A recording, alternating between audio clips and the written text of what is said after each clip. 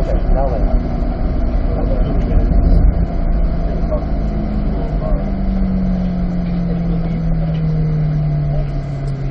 Nicely done. This is really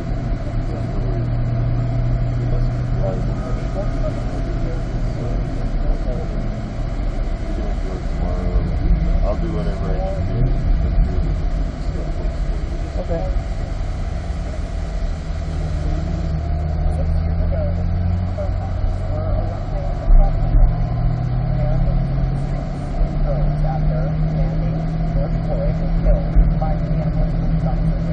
Well, there's a different perspective, you know, when you come in like this, and you think about the F1 that would come in, dodge into one of their pits. There's only 10 teams, so they each get a set of garages. Oh, so they get up to 5 meters of time. Yeah. Whatever it is. Stuff like that, because there's only 10 teams.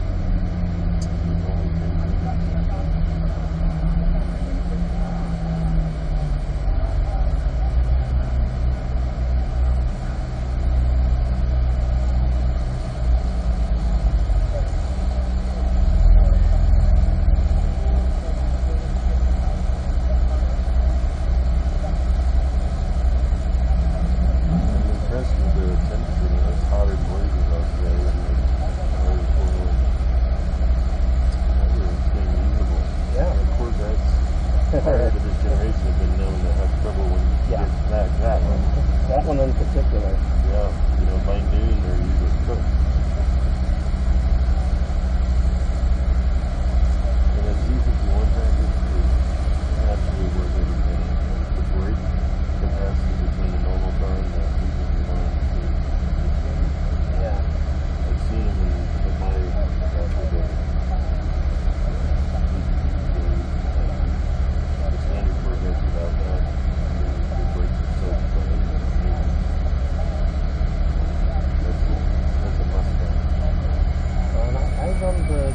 front and rear brake pads.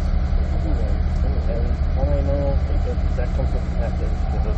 And I know several people are like, I don't want them on the front because it cools my brakes off too much. I'm like, I don't know, I'm still getting pretty warm with them on there, so you know, I'm pushing 1360 to 1400. Like, I don't think that's getting too cool. Well, but the internet and social media, and I see that people say what you need to do is a lot of people. Oh yeah, I run into it all the time when I tell people that have that number, and they're like, "You're talking your car, and you're not like on XP20 or 24." I'm like, no, I'm not generating number G. Yeah, that's right. And you're not going to do that on the normal street. No. You'll never warm them up. And when you need to drive your car on the street, you don't want it to sound like a squealing school bus. Yeah, these already squeal like a school bus. Yeah. So, you know, coming down with the trailer and then pulling through town and brakes squealing, everyone's looking at you. It's like, it's not at least the rears are super easy to change. You pull the pins, slide the pads out to the top. Back, yeah. But the fronts have... They want to pull the full caliper.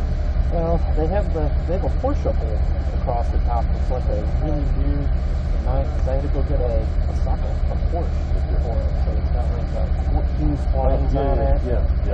And that's the Brembo. Okay. So if you pop that out, then you can take the whole spring clip assembly from the top and the side of the pads out. But it's difficult to get that pin back in and the bolt through it because the springs clamp around. And you got to slide it through, right? So it wants to open this way, but you're only pushing that way. So I found a 10 millimeter socket that had disappeared, right? The old 10 millimeter is always the one that disappears. I picked up a cheap one from Harbor Freight and drop it in there halfway, and it's almost the same diameter as the bolt. So now it opens up, and I can slide the pin in and then push it out. Punk it out and then push it the rest of the way through. One of the big things I see that I believe is an error is people in their track alignment, and they'll be monkeying with camber. And the proper way to set camber is with temperature control. Yeah, check them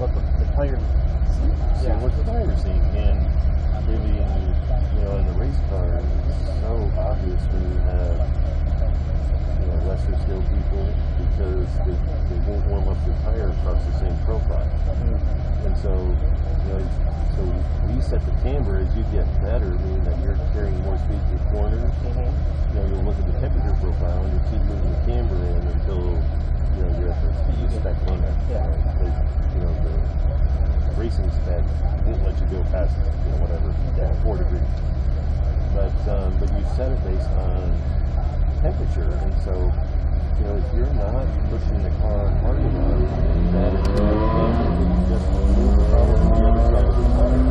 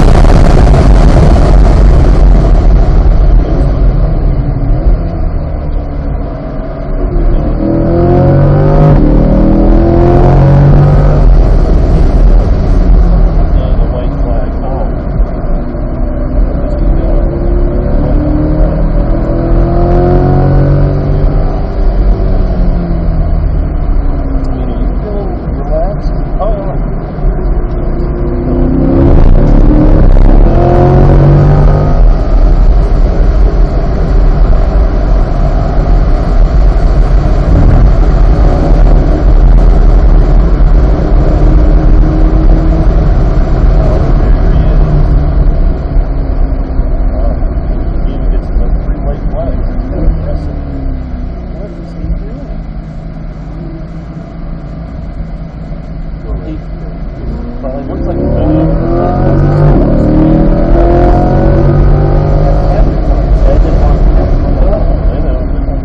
It's kind of a special case.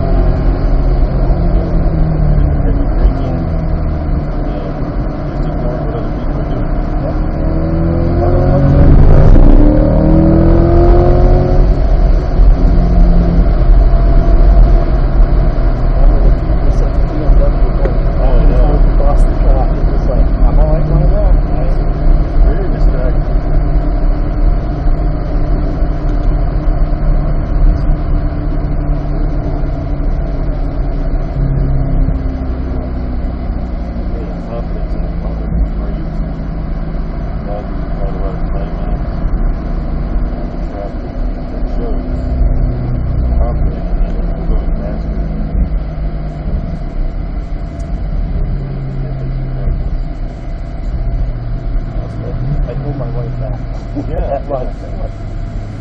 You're a good racer. You can just keep adding speed and just don't do it for harder burns.